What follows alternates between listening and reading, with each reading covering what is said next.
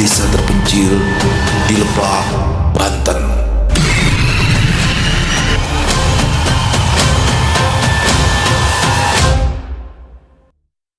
Assalamualaikum warahmatullahi wabarakatuh. Halo semuanya teman-teman, selamat malam, selamat datang kembali di channel kesayangan kita, channel Ilo Bercerita. Dan masih bersama saya Ilo.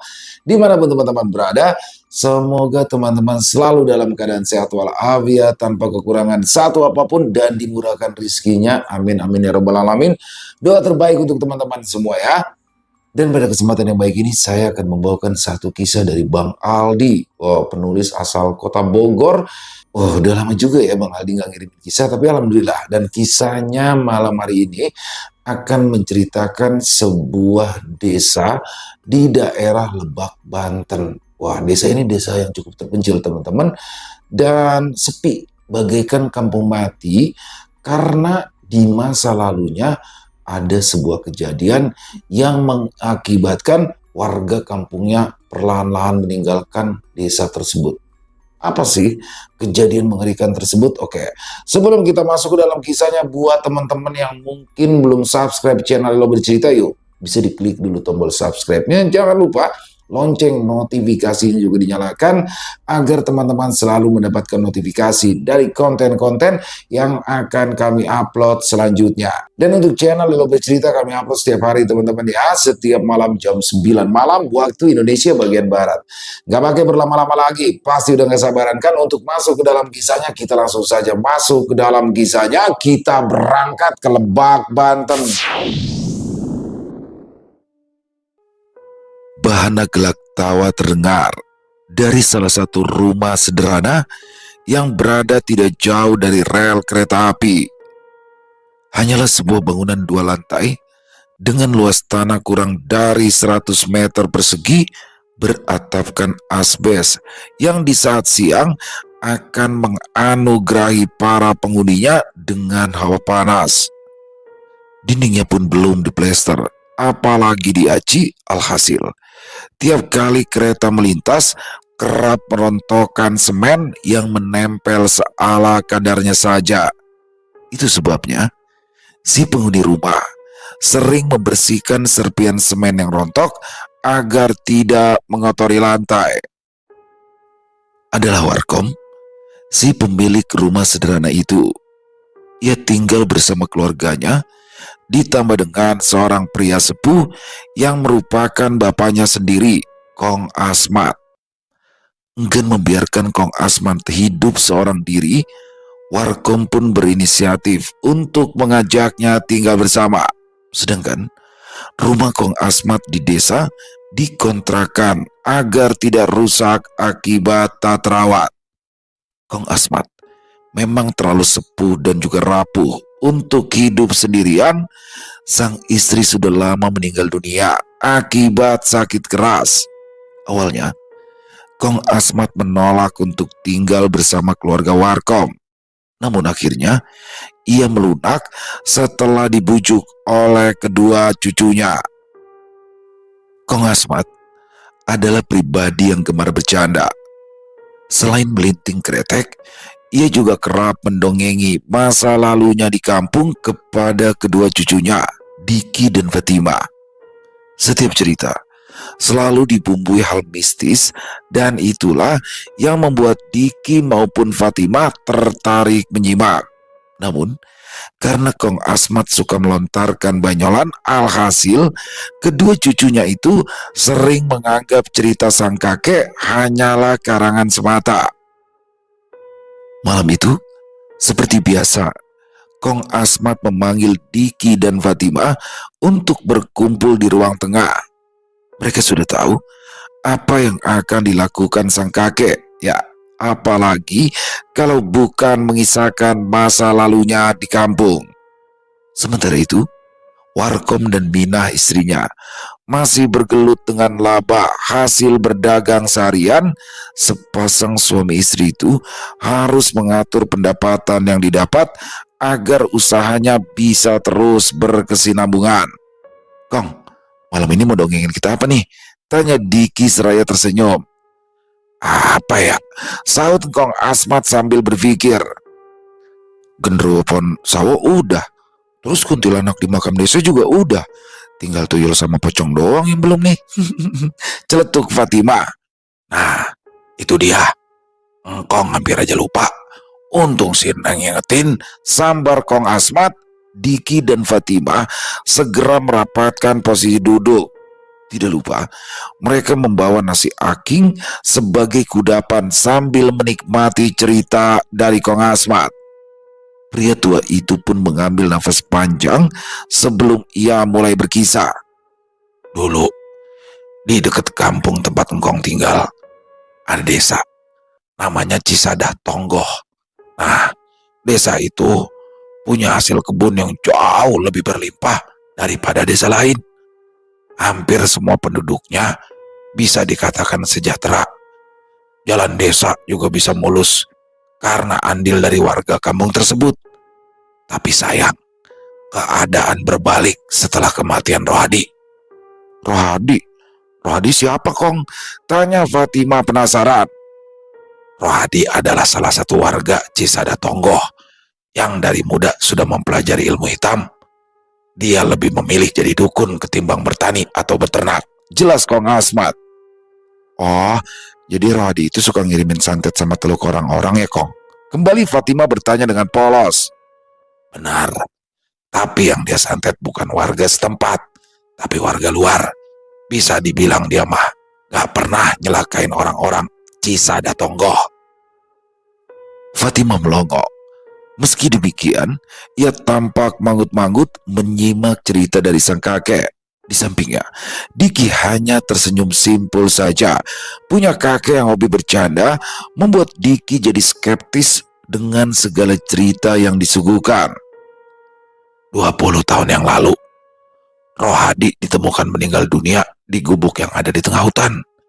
Sepertinya mah ada pihak yang sengaja ngabisi nyawanya, entah karena motif apa. Sore harinya, warga segera ngurus jenazah Rohadi, tapi sebagian besar warga nolak. Rohadi dimakamkan di pemakaman umum. Akhirnya, jasad Rohadi dikubur di dalam hutan yang jauh dari pemukiman. Seminggu setelah kematian Rohadi, orang-orang kampung mulai diteror sosok pocong. Umumnya, mereka lihat penampakan tersebut di sekitaran rumah almarhum. Tapi ada juga yang dikejar-kejar saat akan ngobor belut di sawah. Cisadah Tonggoh yang awalnya rame, berangsur-angsur mulai ditinggalkan penduduknya. Banyak rumah kosong yang akhirnya rusak terbengkalai. Mereka yang gak mau pindah cuma sanggup bertahan beberapa minggu. Tidak sampai 2 bulan, Cisadah Tonggoh menjelma jadi kampung mati. Tutup Kong Asmat.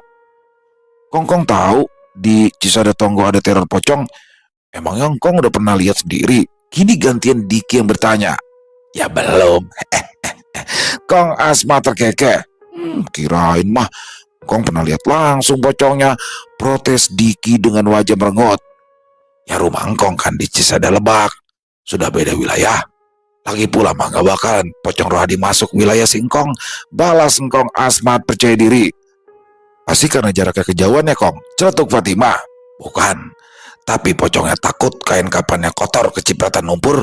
Di kampung Engkong kan kalau habis hujan suka becek. Engkong mah ada aja. Fatima menepuk dahi. Sekali lagi, Kong Asmat tertawa geli melihat reaksi spontan cucu perempuannya.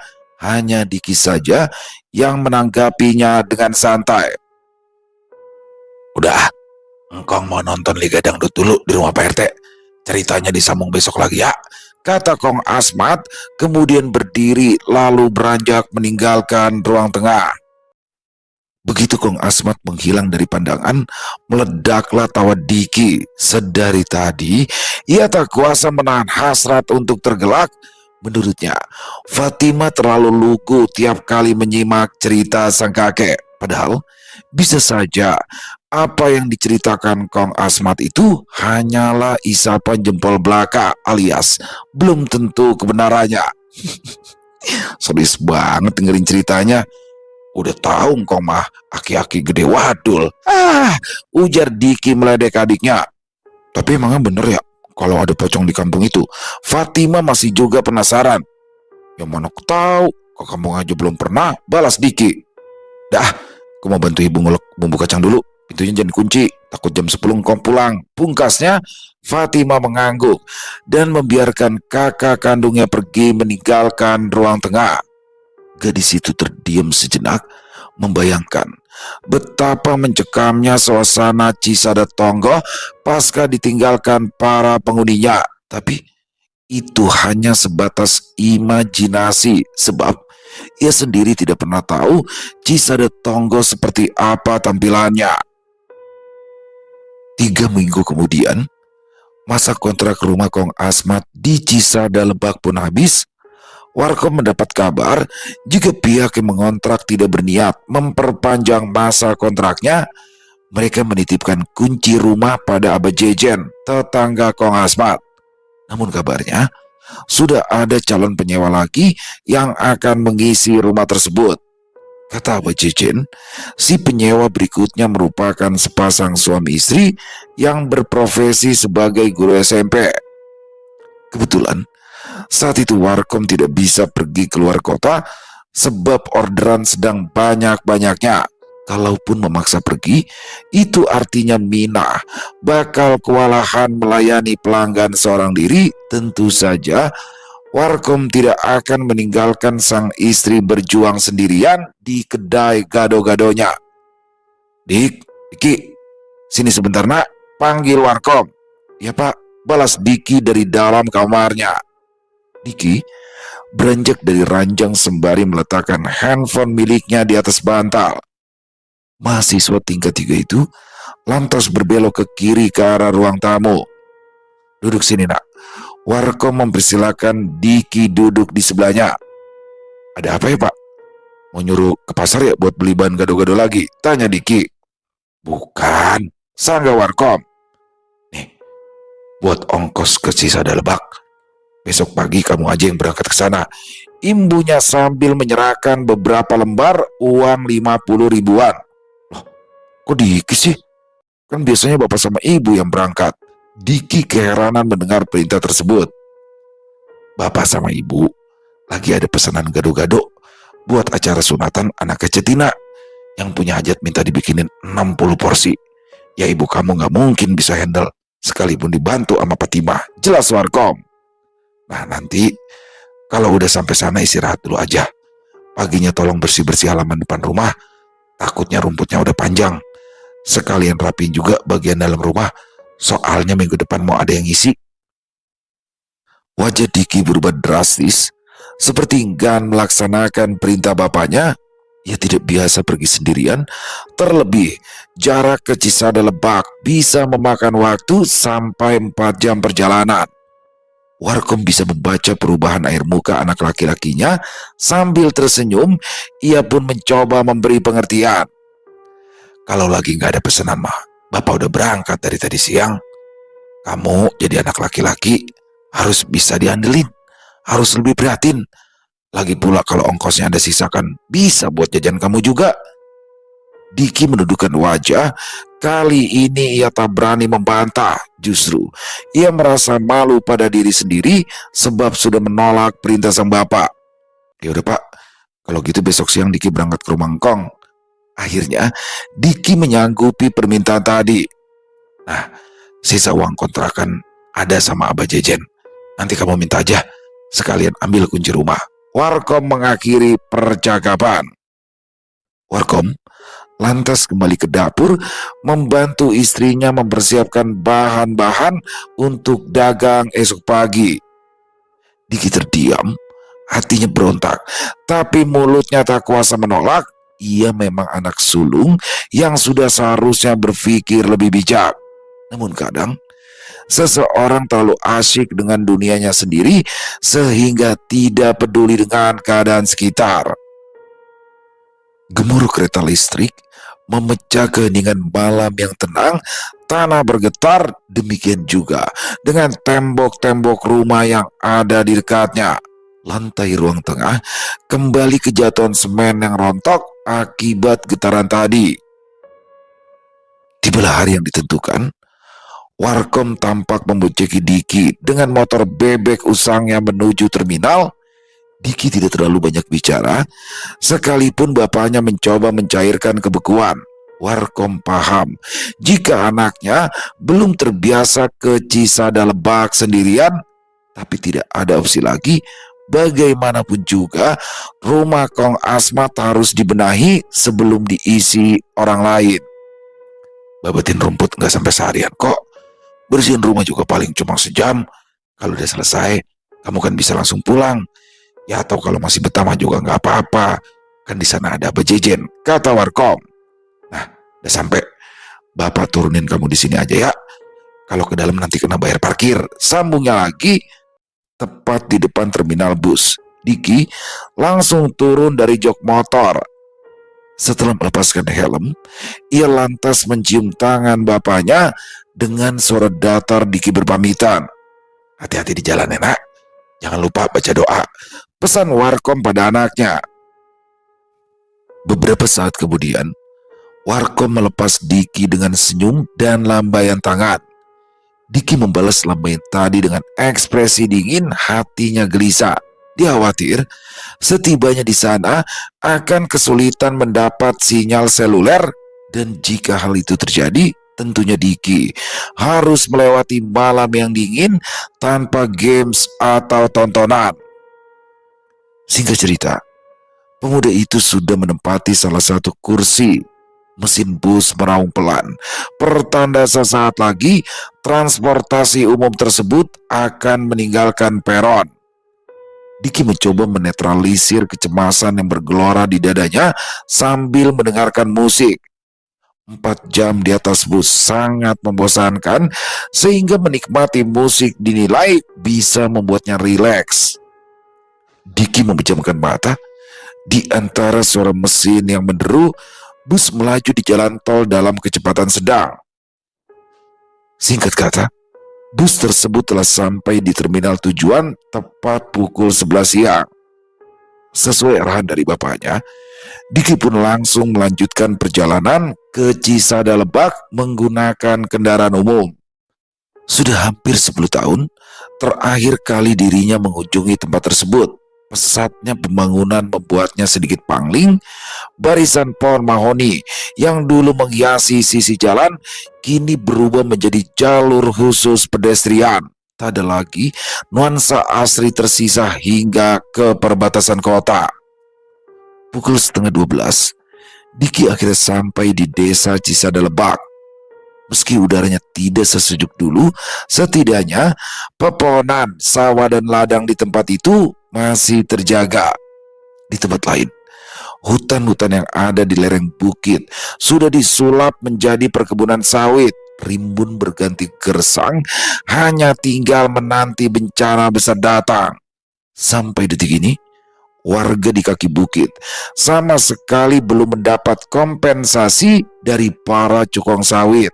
Barangkali uang ganti rugi tersebut keburu menguap di kantong para pejabat desa. Diki, kamu kemari teh sama siapa?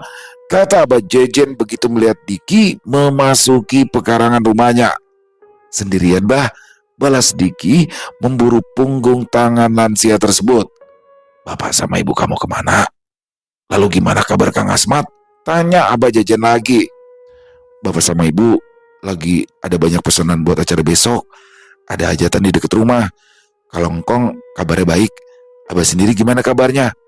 Alhamdulillah, Abah sehat walafiat. Ya tapi kadang asam urat Abah masih suka kambuh. Maklum, sudah mau kepala 7. Oh iya, ada titipan uang dari yang kontrak.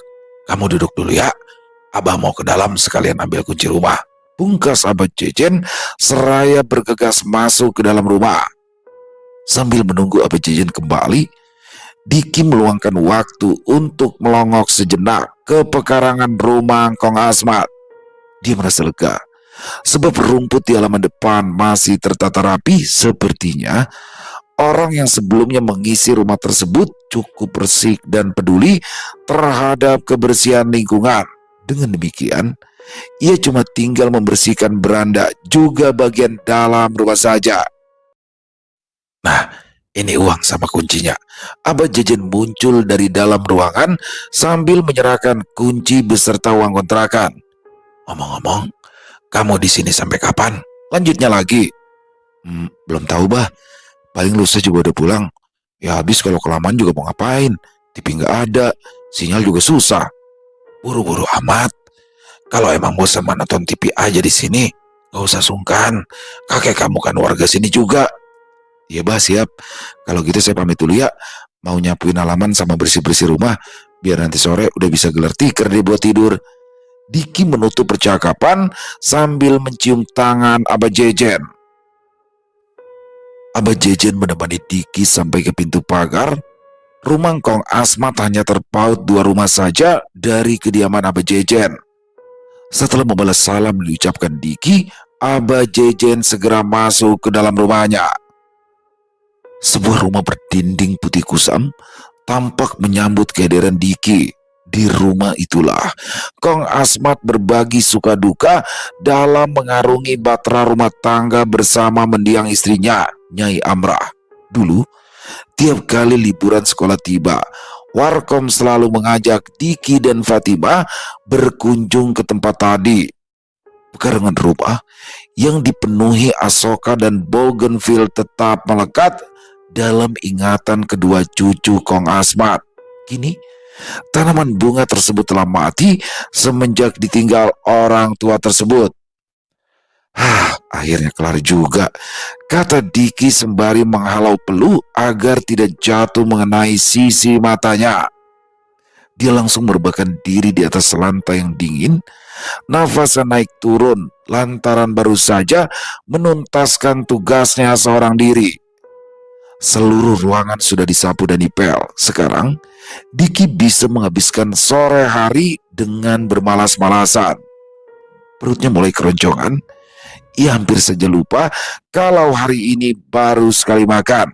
Tapi sayang, dia lupa membawa bekal dari rumah.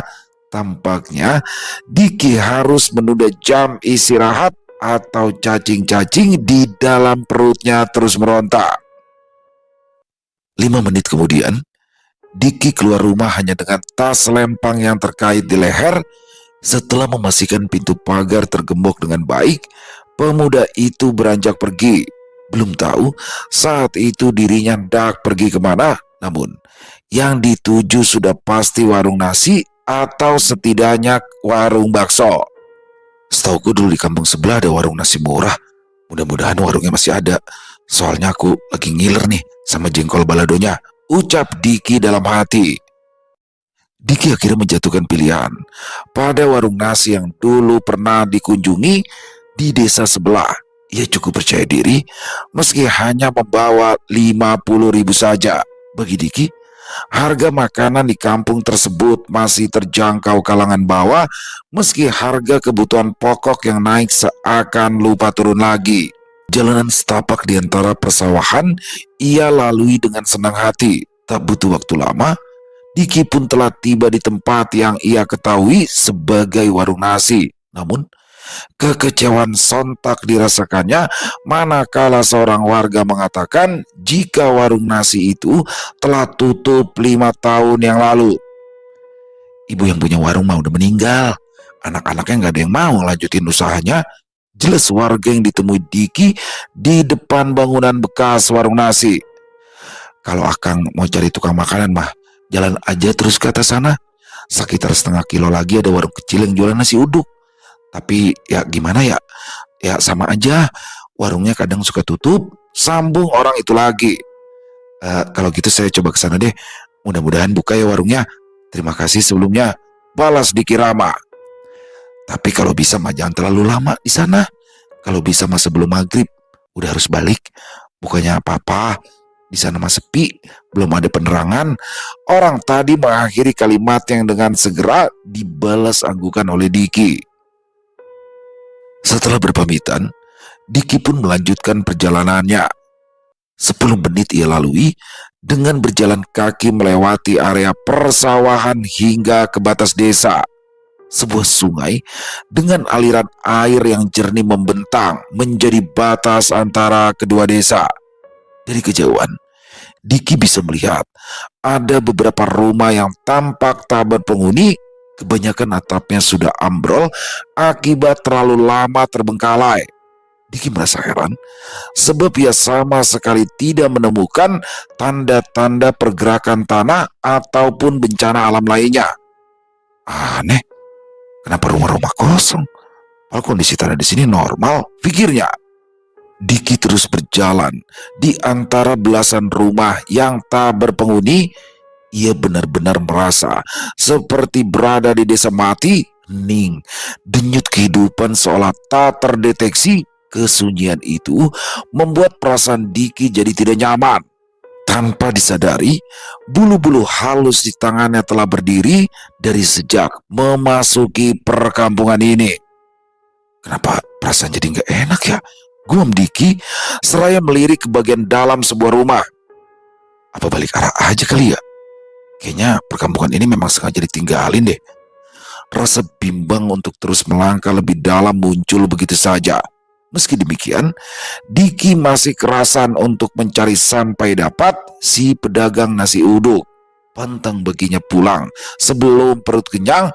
Bila perut kenyang, tentunya seseorang bisa tidur dengan tenang. Ketika dirinya telah memasuki pertengahan kampung, mendadak ada yang memanggil.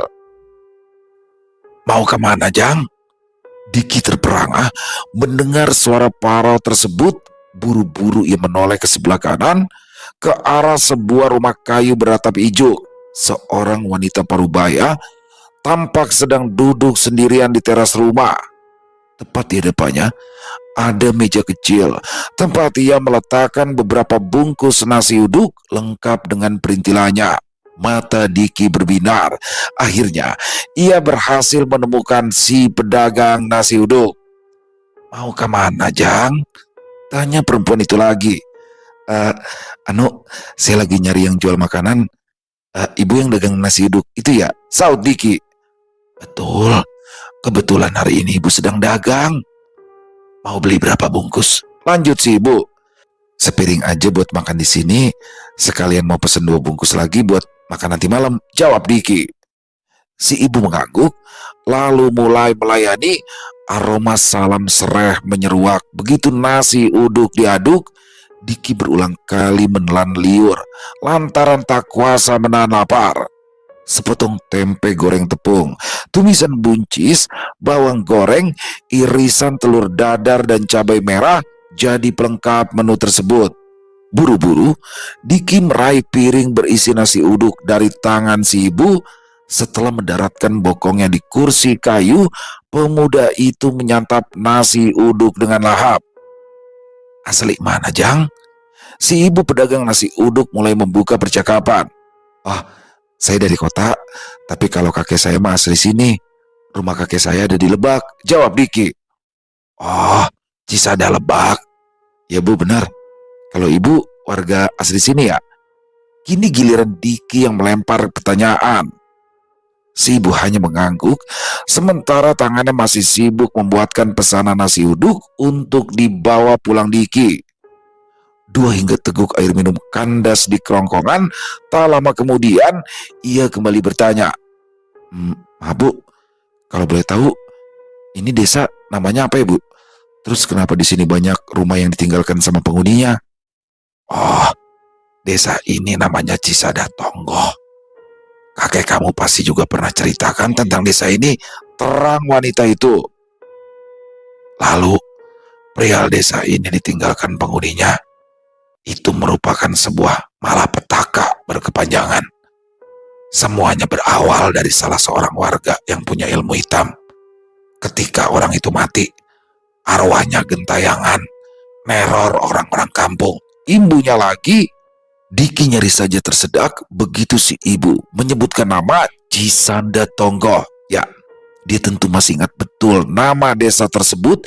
Baru beberapa hari lalu, Kong Asmat menyebut nama desa Cisanda Tonggo dalam ceritanya. Bahkan Diki juga masih ingat betul nama warga yang disinyalir mempelajari ilmu hitam itu. "Namanya Rohadia bu," celetuk Diki. Kini giliran si ibu pedagang nasi uduk yang tercengang. Dia tidak menyangka jika Diki bisa tahu soal nama sosok yang dimaksud. Namun, si ibu tidak memungkiri. Kamu benar, semenjak kematiannya, Pocong Rohadi mulai ngusik ketentraman di kampung ini. Satu persatu warga yang menolak jasadnya dikubur di pemakaman umum diteror. Desa tak lagi aman. Warga ninggalin rumah. Dan kini hanya nyisain 2 rumah saja yang masih berpenghuni. Rumah saya sama rumah ibunya Rohadi. Tapi kenapa ibu masih di sini? Emangnya ibu gak diganggu sama Pocong Rohadi? Tanya Diki sambil menuntaskan suapan terakhirnya. Tidak sama sekali. Mungkin karena saya bukan bagian dari yang menolak penguburan jasad Rohadi. Tapi gak tahu juga. Yang pasti saya emang gak pernah ada masalah pribadi sama Rohadi. Mendengar penuturan itu, kini Diki justru terdiam. Seperti ada pergulatan batin setelah ia mendapat keterangan dari salah satu warga Cisada Tonggo yang tersisa. Apa yang pernah diceritakan oleh Kong Asmat ternyata benar adanya. Berarti apa yang dikatakan sama kakek saya bukan dongeng semata dong, kata Diki yang seolah-olah menginginkan satu konfirmasi dari si pedagang nasi uduk. Tapi sayang, kalimat itu tidak diiyakan atau direspon dengan anggukan. Sudah jam 5. Sebentar lagi langit akan gelap. Ini nasi uduk pesanan kamu sudah jadi. Pulang. Desa ini tidak aman untuk pendatang. Pocong Rohadi bisa menampakkan wujud kapan saja dia mau. Perintah si ibu. Loh, tapi kan saya nggak punya masalah sama almarhum Rohadi. Ya, kamu memang benar. Tapi sebaiknya antisipasi agar hal buruk tidak terjadi, mumpung masih ada kesempatan. Belum sempat Diki menyambut kalimat tadi, mendadak indera penciuman keduanya menangkap bau anyir menyengat. Bau amis ini pertanda dia sedang berada di sekitaran sini. Lekas pergi dari sini. Pergi, perintahnya seraya mendorong tubuh Diki. Diki tersentak dengan perlakuan si ibu, tapi ia tak berani untuk membangkang. Sorot mata perempuan itu begitu tajam. Diki kebingungan. Meski demikian, ia tetap beranjak pergi. Setelah dirasa cukup jauh, barulah Diki menoleh ke belakang. Tampak si ibu sedang membereskan barang dagangan, lalu buru-buru masuk ke dalam rumah. Perempuan aneh. Gimana dagangannya gak sepi? Sama pelanggan aja kayak gitu, umpat Diki kesal. Kebakalan gue makan di sini lagi, sambungnya dengan wajah kesal. Diki melangkah penuh amarah, sehingga membuat fokusnya jadi terpecah. Ia tidak sadar kalau jalur yang kini dilalui bukanlah jalur yang dilewati sebelumnya. Alih-alih mengarah ke Cisada Lebak, ia justru mengambil rute ke pemakaman umum yang notabene lebih sepi dan dikelilingi hutan bambu. Dasar orang kampung, masih aja percaya tahayul. Sekali lagi, Diki mengeluarkan kekesalannya. Langkah Diki terhenti. Begitu tiba di depan puluhan atau mungkin ratusan batu nisan, ia menelan ludah. Bersama dengan itu, sadarlah dia jika ia telah salah jalan. Sial, kenapa malah ke kuburan? Salah jalan nih, ujar Diki panik. Tanpa basa-basi, Diki berbalik badan, lalu mengambil langkah 1000. Dari arah belakang, mendadak telinganya menangkap seperti ada sesuatu yang sedang melompat. Jantungnya berdegup kencang. Ia sama sekali tidak berniat mencari tahu siapa yang sedang melompat-lompat di belakangnya. Diki berlari semakin cepat, berharap bisa lekas keluar dari tempat mengerikan tersebut. Namun, secepat apapun ia berlari, suara lompatan di belakangnya masih saja mengikuti. Itu bukan pocong. Itu pasti orang yang sedang menguntit. Diki terus menyangkal pemikirannya sendiri. Diki akhirnya berhasil keluar dari area hutan bambu yang gelap. Ia memberanikan diri menoleh ke belakang untuk mencari tahu siapa orang yang mengejar. Tapi sayang, ia tidak menemukan siapa-siapa. Sejenak ia bernapas lega. Rupanya yang tadi itu hanya kekhawatiran berlebih saja.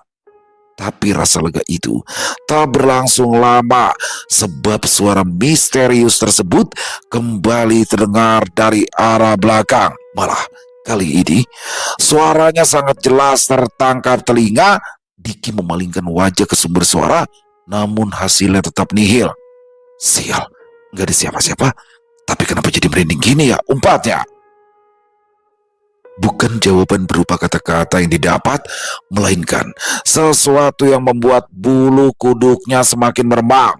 Bau busuk yang tak dari mana asalnya kembali menusuk indera penciumannya. Diki tak kuasa menahan mual. Alhasil, ia menepi ke sisi pohon untuk menumpahkan isi perutnya. Percuma saja, barusan ia makan nasi uduk kalau ujung-ujungnya harus terbuang. Namun, ia tersadar jika ada sesuatu yang menetes tepat di sebelahnya. Cairan tersebut berwarna coklat kehitaman, memiliki tekstur kental. Diki mengernyitkan kening melihat cairan itu menimpa tanah di dekat kakinya. Baru saja ia hendak mengamati lebih dekat, namun tekanan dari dalam perutnya keburu membuatnya muntah lagi. Cairan apa nih? Busuk banget, ucapnya seraya menyeka muntahan. Tiba-tiba dari arah atas terdengar rangat. Suaranya sangat serak dan berat. Jelas itu bukan suara burung.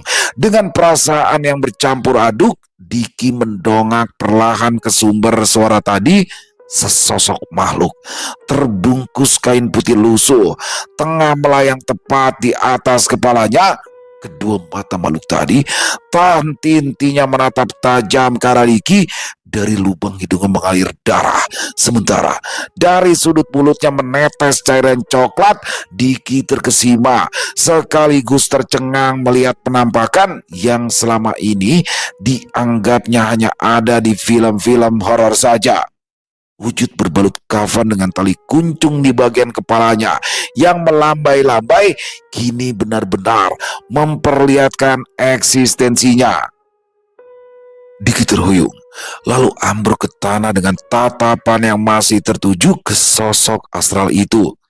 Kakinya memang tak sanggup menopang beban, namun setidaknya ia masih bisa menjauh walau sambil menyeret kakinya. Nafasnya terengah-engah. Tiba-tiba ia teringat akan kuasa ilahi.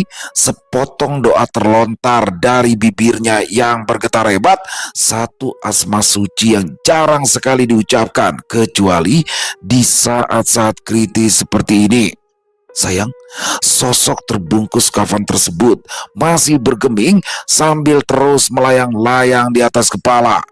Hingga di satu ketika, makhluk astral itu akhirnya mendarat tepat di hadapan Diki. Sosok mengerikan itu bagai terpancang bumi. Meski tidak langsung menatap tanah, satu hembusan angin membuatnya terhuyung ke depan dan ke belakang seperti akan terbawa terbang. Makhluk itu mengeluarkan derangannya lagi. Kini terdengar lebih jelas dan mengerikan. Puluhan belatung keluar dari lubang hidung dan mulutnya. Sekitar 4 atau 5 ekor belatung itu jatuh mengenai kaki Diki. Sontak Diki pun histeris. "Milu, jeng aing," ucap pocong tadi dengan suara parau. Diki tak kuasa mengendalikan rasa takut. Ia tidak kepikiran untuk menjawab, dan memang ia sendiri sama sekali tidak paham maksudnya. "Milu, jeng aing." Bersama dengan itu, makhluk tadi mulai mendoyongkan tubuhnya ke depan, membuat wajah busuknya hanya berjarak beberapa senti ke wajah Diki. Beberapa belatung kembali muncul dari lubang hidung dan mulutnya, lalu berjatuhan menimpa perut Diki. Seketika, pandangan Diki berkunang-kunang akibat bau busuk yang timbul dari makhluk terkutuk itu. Barangkali tidak sampai semenit lagi ia akan hilang kesadaran. Namun sebelum itu terjadi, satu seruan lantang keburu menggetarkan keheningan dan memecah suasana mencekam. "Jangan ganggu anak itu, Rohadi," seru seorang wanita tua dengan tubuh yang sudah membungkuk. Pocong yang dipanggil Rohadi itu kembali menarik tubuhnya, namun pandangannya tetap tak teralihkan. Sepertinya ia sudah hafal betul siapa pemilik suara tersebut. "Pergi, jangan usik anak itu. Dia bukan warga sini. Dia tidak ada sangkut pautnya dengan Rohadi," kata si nenek itu lagi. Pocong Rohadi berhenti mengerang. Kata-kata si nenek seolah bisa dimengerti. Diki terheran melihat respon makhluk itu. Bagaimana mungkin seorang wanita tua bisa menghentikan teror yang kini tengah dialaminya. "Ayo bangun, berdiri, lekas pergi dari sini," perintah si nenek dengan nada tegas. Tidak lama lagi, maghrib tiba.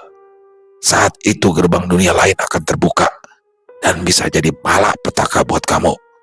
Jika hari sudah gelap, pocong yang ada di hadapan kamu itu akan semakin tidak terkendali. "Benar, ayo jangan buang-buang waktu. Selepas maghrib, Rohadi bisa saja membuat kamu tidak bisa pulang," sahut si ibu penjual nasi uduk yang juga hadir bersama nenek tadi. "Milo, jangan aing." Pocong Rohadi masih tetap mematung dengan tubuh terhuyung, sementara cairan merah kehitaman tak henti-hentinya menetes dari lubang hidung. Kulitnya yang legam bagai arang membuat wajahnya sulit dikenali lagi. Entah berapa lama Diki harus menahan bau busuk yang terasa menusuk. Kalau harus memuntahkan kembali isi perutnya, ia sudah tak sanggup. "Cepat pergi, atau kau tidak akan pernah kembali keluar dari sini," tegas si nenek sembari mengarahkan telunjuknya ke salah satu jalur. Diki terperanjat mendengar ultimatum tadi. Buru-buru ia bergerak mundur, lalu mencoba berdiri walau lututnya masih gemetar. Tanpa pamit, Diki langsung angkat kaki sesuai arah yang ditunjuk oleh si nenek. Sayup-sayup ia bisa mendengar suara pocong Rohadi di belakangnya. "Milo, jangan aing." Diki yang sudah mendapatkan kembali kekuatan segera mempercepat ayunan langkahnya. Ia sama sekali tak mau menoleh ke belakang. Wajah pocong itu benar-benar jadi mimpi buruk di sepanjang hidupnya. Beberapa saat sebelum azan maghrib berkumandang dari kampung seberang, seorang pria tua tampak berdiri di batas desa. Dia adalah Abah Jejen. Dengan wajah risau, lelaki tua itu buru-buru menghampiri Diki. Jika diperhatikan, Diki sepertinya sudah tahu kalau Abah Jejen sedang mencarinya. "Habis dari mana?" tanya Abah Jejen. "Saya bisa dimakan, Bah. Kebetulan di Cisadotonggo ada yang jualan nasi uduk," jawab Diki. "Nekat banget cari makan sampai ke sana. Kenapa nggak ngomong kalau mau makan? Kalau cuma mie, telur atau nasi, di rumah Abah juga ada." "Jangan atuh, Bah, saya nggak mau ngerepotin," Diki beralasan. Kalau Kang Asmat sampai tahu cucunya pergi ke Cisadotonggo sendirian, bisa habis saya dimarahinya. Sudah, ayo, lekas kita pergi dari sini. 10 menit lagi azan maghrib," pungkas Abah Jejen tanpa banyak cakap. Diki menurut perintah Abah Jejen. Ia sudah kapok, tak ingin lagi membangkang atau keras kepala. Perjumpaan dengan pocong Rohadi bisa jadi akibat sifat kepala batunya. Andai saja Diki mau mematuhi kata-kata si penjual nasi uduk, barangkali nasib naas sore itu tidak akan pernah terjadi. Sesampainya di Cisada Lebak, Diki tidak langsung pulang ke rumah kakeknya. Abah Jejen menyuruhnya mampir dulu sebab ia akan memberikan nasi beserta lauk pauk untuk Diki makan malam. Diki sempat menolak sebab ia sudah membeli 2 bungkus nasi uduk. Tapi Abah Jejen berkeras memberikan sehingga Diki tak kuasa menolak. Sambil menunggu azan maghrib dikumandangkan, Diki yang masih diliputi rasa penasaran berinisiatif untuk bertanya. "Bah, barusan saya ketemu sama nenek setengah bungkuk di Cisadotonggo." Abah Jejen terdiam begitu ia mendengar ucapan Diki. "Itu Mama Yuyun. Tapi ngomong-ngomong, kenapa kamu bisa sampai ketemu sama nenek itu?" Abah Jejen tampak kebingungan. Dia yang barusan nolongin saya, Bah. nolongin kamu? Memangnya kamu nyasar? Baru saja Diki hendak menceritakan pengalaman buruk yang beberapa waktu lalu ia alami, namun urung dilakukan.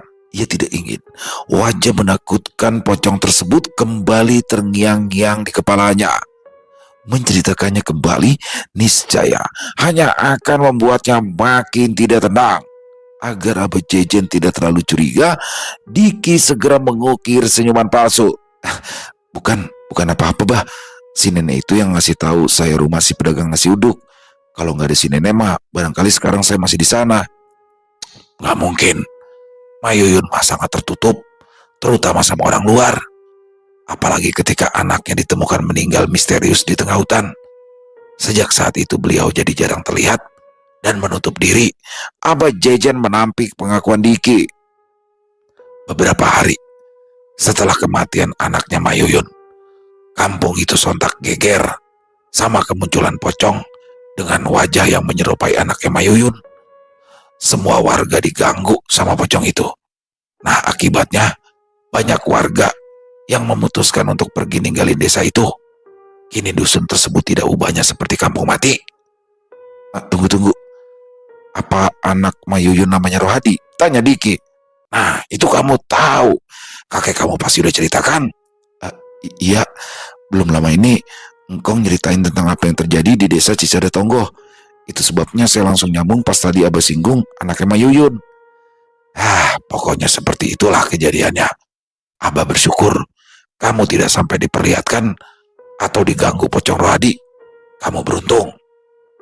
Sampai di sini, Diki bungkam dalam diam. Apa yang barusan dikatakan Abah Jejen tidak sepenuhnya benar. Nyatanya, pocong Rohadi telah memperlihatkan wujudnya. Entah apa yang akan menimpa Diki andai kata tidak ada campur tangan dari Mayuyun. Dah, sekarang istirahat aja. Ini nasi sama lauk pauk untuk makan malam. Kalau perlu apa-apa tinggal bilang aja. Jangan sungkan-sungkan. Tutup Abah Jejen. Malam itu, Diki termenung seorang diri di ruang tengah. Dia merebahkan diri di atas tikar sambil mengusap-ngusap perutnya yang sudah terisi penuh dari arah luar. Kidung jangkrik dan burung hantu saling bersautan. Benak Diki masih terusik oleh bayang-bayang Rohadi yang kini berwujud pocong seumur hidup. Ia belum pernah menyaksikan penampakan sial. Pengalaman perdananya justru langsung diperlihatkan sosok tersebut. Besok kalau udah kelar bersih-bersih rumah, langsung pamit pulang aja pikirnya. Diki lantas mengenakan baju hangatnya sebab udara malam terasa semakin menusuk kulit. Kejenuhan melanda, tapi ia tak bisa berbuat apa-apa dengan sinyal seluler yang tidak stabil. Diki jadi tak bisa mengisi malam sambil bermain games. Jalan satu-satunya agar ia bisa mengalahkan kejenuhan adalah dengan cara tidur. Diki yang masih terlalu muda pada akhirnya menjemput pengalaman mistisnya di kampung kakeknya sendiri. Esok harinya, Diki berpamitan pada Abah Jejen. Segala kisah menyeramkan di desa Cisada Tonggo dipendam seorang diri sampai kapanpun. Ia masih terlalu gengsi untuk mengakui kebenaran cerita kakeknya sendiri. Namun, kesenyapan dan misteri di desa Cisada Tonggo tidak memerlukan validasi. Teror pocong Rohadi tetap menjadi momok bagi mereka yang tumbuh besar di desa tersebut. Selesai. Wow, luar biasa kisah dari Bang Aldi. Waduh, desa Cisada Tonggo di Lebak, Banten. Saya orang Banten nih, tapi bukan di Lebaknya ya. Saya lebih di ujungnya, di ujung kulonnya. Jadi di dekat pantai Tanjung Lesung. Nah, kalau Lebak ini masih setengah perjalanan mungkin ya, atau lebih untuk mencapai ke daerah Tanjung Lesung. Dan di sini saya jadi nggak tahu nih daerah Cisada Tonggo. Serem banget ya. Itu kampungnya jadi kampung mati. Hanya ada 2 warga yang tersisa di sana dan itu nenek-nenek. Waduh, Diki apes pakai banget. Gara-gara lapar ya kan. Sore-sore lapar, dia jalan nyari warung, ketemu warung nasi uduk. Dan ternyata itu di desa yang diceritakan oleh Kong Asmat, yang mana ada teror dari sosok Pocong Rohadi. Dan betapa apesnya atau beruntung itu Diki ketemu tuh sore itu, bisa ngelihat live langsung sosok Pocong Rohadi yang mengerikan, yang membuat warga desa Cisada Tonggo perlahan pergi meninggalkan kampung tersebut. Waduh, tapi alhamdulillahnya di sini Diki berhasil terselamatkan karena Mak Yuyun, ibunda dari Rohadi, itu berhasil menemukan dia dan menyuruh Rohadi untuk berhenti. Ngeri banget ya. Dendam masa lalu membuat Rohadi meneror dengan brutal siapapun kecuali dua orang. Mak Yuyun ibunya sendiri dan juga si pedagang nasi uduk. Luar biasa. Di sini menjadi pengalaman juga buat Diki ya. Supaya dia tidak tidak menyepelekan nasihat dari orang tua atau perintah dari orang tua, karena si penjual nasi uduk udah bilang, buruan pergi, pulang. Tapi dia jalan sambil gerutu, sambil ngomel. Dan disitulah konsentrasinya pecah dan disasarin dia. Sampai akhirnya malah ke kuburan. Luar biasa sekali Bang Aldi kisahnya. Semoga kita semua bisa mengambil hikmah yang baik ya dari kisah barusan. Dan dibuang yang buruk-buruknya. Semoga kisah barusan bisa menghibur teman-teman semua, para pecinta penikmat horor misteri. Lebih khusus lagi kepada para subscriber dari channel Ilo Bercerita. Buat yang punya komentar lain, silakan bisa menuliskan di dalam kolom komentar. Ataupun hanya sekedar saling menyapa. Insya Allah kami akan menjawabnya satu persatu. Buat yang suka dengan videonya, bisa diklik tombol like, tombol jempol, tombol hype-nya juga dong diklik. Dan boleh juga dong dibantu di-share ya link videonya ini ke teman-teman yang lain, agar juga ikut merasa terhibur. Di akhir kata, saya Ilo mengucapkan permohonan maaf apabila mungkin dalam pembawaan kisahnya barusan ada kata-kata saya yang salah ataupun ada kata-kata saya mungkin yang kurang berkenan. Saya mohon dibukakan pintu maaf yang seluas-luasnya. Sampai berjumpa lagi di konten-konten kami selanjutnya yang pasti tidak kalah serunya, pasti tidak kalah horornya. Masih bersama saya Ilo di channel Ilo Bercerita. Salam sehat, sukses selalu untuk kita semua. Wassalamualaikum warahmatullahi wabarakatuh.